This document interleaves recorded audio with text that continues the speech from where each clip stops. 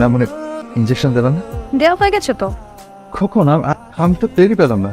ওনার হাতে মনে হয় জাদু আছে। তুই এরকম ভয় পেয়েছিলে, চিল্লাচ্ছিলি, আর দেওয়ার সময় টেনে পেলি না। ওদের তো টের পাইনি, আর একটা ইঞ্জেকশন। হ্যাঁ, আবার যখন সময় হবে দেওয়া হবে। কখন সময় হবে? যখন ডাক্তার বলবেন তখন। আপনি আসবেন তাহলে? যদি আমরা শিফট থেকে অবশ্যই আসবো। কিরে বাবা, কত নাকি প্রথম দেখায় প্রেম। বাবুল তাবল কথা বলিস তোরা। আমরা মানুষকে হসপিটালে নিয়ে এসে সুস্থ করার জন্য। ওরে তো মনে হয় হসপিটালে এনে পাগল বানিয়ে দিলাম রে। ছেলে মানুষের ইনজেকশন এরকম ভয় পায় আমার জানা ছিল না। ইনজেকশন দেবার আগে ওরে চিৎকার, আল্লাহ মাফ করুক। হেল্প হেল্প, আমার পেশেন্ট 420 নম্বর ক্যাবিন, ওনাকে হেল্প করতে হবে। ওনার প্রচন্ড পেটের ব্যথা করতেছে। আচ্ছা ঠিক আছে, আপনি যান, আমি আসছি। আপনি বুঝতে পারতেছেন না, আমার বন্ধু পেটের ব্যথায় ইলিশ প্রথম তো ছটফট করতেছে। আপনি তাড়াতাড়ি আসেন প্লিজ। আচ্ছা তুই কি বলছিস এখন আসতেছে না? তো বললাম পেটের প্রচন্ড ব্যথা, ইমার্জেন্সি ব্যাপার। তুই যা এখন কি বল। এবার পেট ব্যথার সাথে সাথে আমার বমি হচ্ছে, আমার নাক মুখ দিয়ে রক্ত পড়ছে। উফ আমার ব্যথা, বাম পাশটা ব্যথা ছিঁড়ে যাচ্ছে। আল্লাহ আল্লাহ আমাকে বাঁচাও আল্লাহ। ওইটা পেটের ডান পাশ, বাম পাশ না। বাম পাশে ব্যথাটা ছিল, যে আপনি যখন এলেন তখন ব্যথাটা এখন ডান পাশে চলে আসছে। স্যালাইন চলছে, একটু ধৈর্য ধরুন, ঠিক হয়ে যাবে। আমার না জ্বর জ্বর লাগছে খুব। প্লিজ একটু দেখবেন না আমার জ্বর আসছে কিনা। কই দেখি। কই জ্বর নেই তো। কেমন নার্স আপনি, যে হৃদয়ের উত্তাপ বুঝেন না? সরি, কিছু না। কোনো সমস্যা হলে ডেস্কে চেয়ে বলবেন। সমস্যা ছাড়া ডাকা যাবে না? সমস্যা না হলে শুধু শুধু ডাকবেন কেন? শোনো, আমি ডাক্তার না, প্লিজ বিরক্ত হবেন না। আপনি একটু ঘুমান, ঘুমালে সব ঠিক হয়ে যাবে। তো সমস্যা কি বলতো? আসার পর থেকে তো একের পর এক অসুখ বেরিয়ে যাচ্ছে। এটাকে কি রোগ বলে তুই জানিস? কি রোগ? ভীমরতি রোগ। আর তোদের কি রোগ? ঘোড়া রোগ। এটাকে বলে ফ্রেন্ড।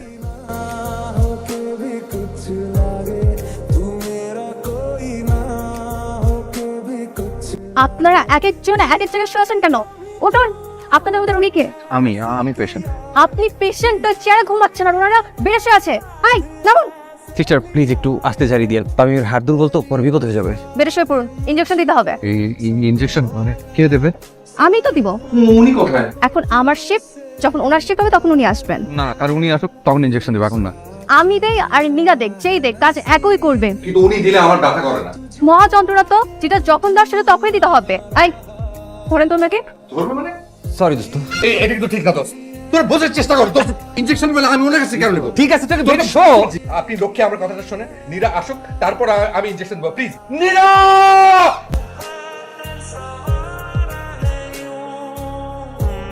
তুই জান একটু খোঁজে দেখ না নীরা আসছে কিনা। পরপর 9 বার গেছি, আসে নাই।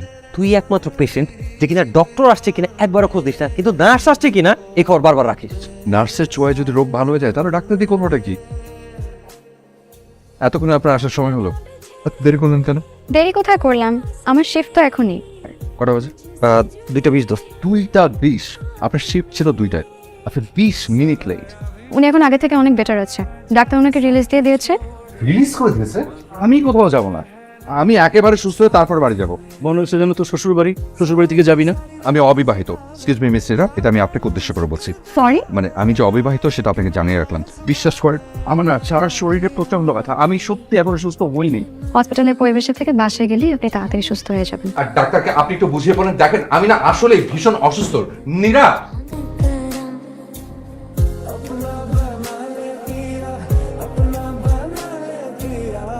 এই শত্রুর দল, যা একটা বাস নিয়ে আয়। বাস কেন? আমার মাথায় একটা বাড়ি দিবি, মাথা ফেটে চৌচির হয়ে যাবে, আমি মেডিকেলেই থেকে যাব। তুই যাবি না? না। हर रोज है जीते तुझको दिया मेरा वक्त सभी तेरे संग ही बिताने मुझको। তোর দুজন আমার ফ্রেন্ড না? অবশ্যই আমরা তোর ফ্রেন্ড। আমি জানি তোর আমার জন্য অনেক কিছু করবে। দোস্ত, তোর জন্য আমরা জীবন দিতেও রাজি আছি। জীবন দিতে হবে। আমি তোর হাত অল্প একটু কেটে রক্ত বের, তারপর তোকে নিয়ে হাসপাতালে যাবো। একটা রিজন লাগবে তো। কি বলতেছিস? তুই পাগল হয়ে গেছিস নাকি? আর তুই তো তোর গার্লফ্রেন্ডের জন্য অনেকবার হাত কেটেছিস, বন্ধুর জন্য একবার হাত কাটতে পারবি না? তুই কি জেন্ডার পার্থক্যটা বুঝতেছিস না? মেয়েদের জন্য হাত কাটা যায় আর বন্ধুর জন্য জীবন হাত না। আমার উপর একটু বিশ্বাস রাখ, আমি জাস্ট তোর হাতটা ধরে কাজ করে একটা টান নেবো, অল্প একটু রক্ত বের করবো, তারপর হাসপাতালে নিয়ে যাবো। আমি পালাই। এরা আমার না আঙ্গুলটাই কেটে গেছে, নখ কাটতে গিয়ে এরকম কেটে গেল। এটা তো খুবই সিম্পল, এটা এমন ঘটা করে বলার কি আছে? কি বলছেন? এটা সিম্পল। এই কাট থেকে যদি ইনফেকশন হয়ে যায় আমাকে না ভালো দেখে একটা কেবিন বুক করে দিন, তারপর একদম রিস্ক ফ্রি হয়ে তারপর বাসা যাই। দেখুন, আপনি যেমন পাগলামি করছেন এটা কিন্তু সবাই নোটিস করছে। পরবর্তীতে আমার চাকরিতে প্রবলেম হতে পারে। আপনি কি এই গিল্টি ফিলটা নিতে পারবেন যদি আপনার জন্য একটা মেয়ের চাকরি চলে যায়? একটা মানুষ ইনজুর্ড হলে ডাক্তারের কাছে আসবে না? আমি তো ডাক্তার না, আমি একজন নার্স। এই তো সমস্যা যে কেন ডাক্তার বলেন না, তাহলে তো কেউ কিছু সন্দেহ করতো না। ড্রেসিং করে দিয়েছি, আর কোনো সমস্যা হবে না। আপনি এখন বাসায় যান। ঠিক আছে, দোয়া করবেন তাড়াতাড়ি যেন অসুস্থ হয়ে আপনার কাছে হাসপাতালে আসতে পারি। আমি এটা তাকে জন্য বারবার আসি। আপনার হাসি, থ্যাংক ইউ।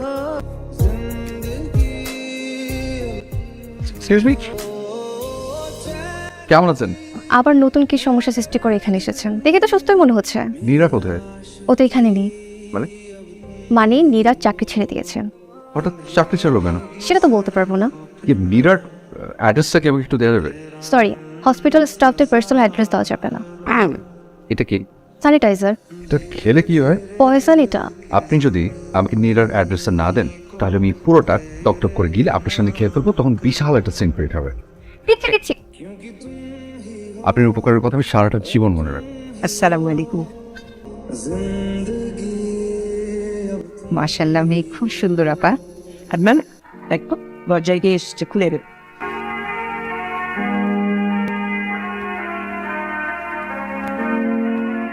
আপনাদের কি? না না না না, আই এম সরি, আমি মনে হয় একটা ভুল সময় চলে এসেছি। নীরার পেশেন্ট, ওনার সেবায় আমি সুস্থ হয়েছে, তাই ওনাকে ধন্যবাদ দিতে এসেছিলাম। আরে বাবা, আসছো যখন বসো, আজ তো আমার মেয়ের এঙ্গেজমেন্ট। না না ঠিক আছে, থ্যাংক ইউ। আমি আনসার আমার মেয়ের আজকে এঙ্গেজমেন্ট, মিষ্টিমুখ না করে কি তোমাকে যেতে দেবো? বসো।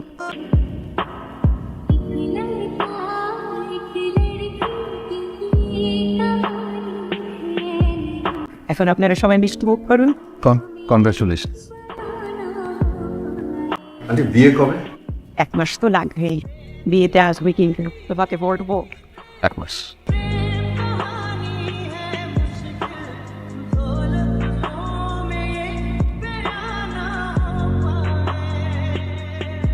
আচ্ছা, আপনি এমন কেন করছেন একটু বলবেন? আপনার পাগলামিটা যে আমার জন্য একটা খারাপ লাগার কারণ হতে পারে, আপনি এটা বুঝেন?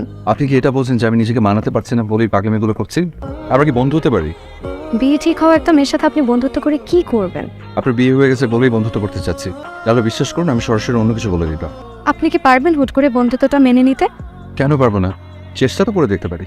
আমি শুধু জানি যে যে কোনো সম্পর্ক তৈরি হয় ভালো থাকার জন্য।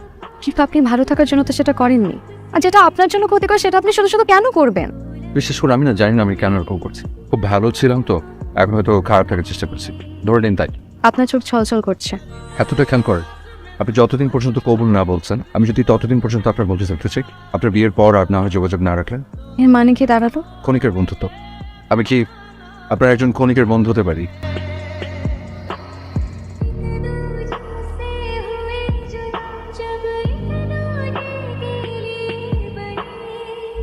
তুমি আমাকে একটা জিনিস বলো, মানে এরকম এত সুন্দর একটা নার্স বিয়ে শাদী করে চাকরি ছেড়ে দেয়, তাহলে আমাদের মতো পেশেন্টের কি অবস্থা হবে? আমি একাই তো নার্স না, আরো কত কত নার্স আছে। তো সবাই তো তোমার মতো কিউট না। আপনি যে এত সুন্দর করে কথা বলেন, কেন? মায়া বাড়ানোর জন্য? মায়ের কথা বলছো? ওটা তোমার ভেতরে বিল্ট-ইন। আবেগ ফোন দিচ্ছে, পরে কথা হবে, এখন রাখছি। হ্যাঁ, এত রাতে কার সাথে কথা বলছিলে? সিয়াম ফোন দিয়েছিল। ওই ছেলেটা যাকে তুমি ক্লিনিকে সুস্থ করেছিলে? সুস্থ করার ক্ষমতা তো আমার নেই, আমি জাস্ট কিছু ট্রিটমেন্ট দিয়েছিলাম মাত্র। তো এরকম কয়টা পেশেন্ট আছে তোমার কাছে এবং তাদের সাথে তোমার রাতে বেলা কথা হয়? সবার সাথে কেন কথা হবে? উনি মাঝে মধ্যে আমার খোঁজ খবর রাখে। তো ওনার খোঁজ খবরটা কি একটু বেশি হয়ে যাচ্ছে না নীরা? আর তোমাকে একটা কথা বলে রাখি আবেদ, আমরা ভালো ফ্রেন্ডও। তোমাকে আমি মিথ্যা বলতে পারতাম না, কিন্তু আমি চাইনি যে আমাদের সম্পর্কের মাঝে কোনো মিথ্যা আসুক। আমি একটা প্ল্যান করেছি। হুম? বিয়ের পরে আমরা গ্যাংটক যাব। হ্যালো, আচ্ছা আমি আপনাকে পরে ফোন দিচ্ছি, আমি একটু বিজি। রেখে দিলে যে? এক তো তোমার সাথে আসছি, এখন আমার পুরো টাইম তোমার জন্য, অন্য কারোর জন্য না। মীরা, একটা পেশেন্ট আর একটা নার্সের সম্পর্ক ঠিক ততক্ষণ পর্যন্ত যতক্ষণ পেশেন্টটা হসপিটালে থাকে। ওনাকে তো বাদ দাও না, উনি তো একটু এমনই, একটু পাগল পাগল। ইদানিং উনি পাগলামিটা একটু বেশি করছেন। শোনো, তোমার জন্য আমি ইম্পর্ট্যান্ট, উনি না।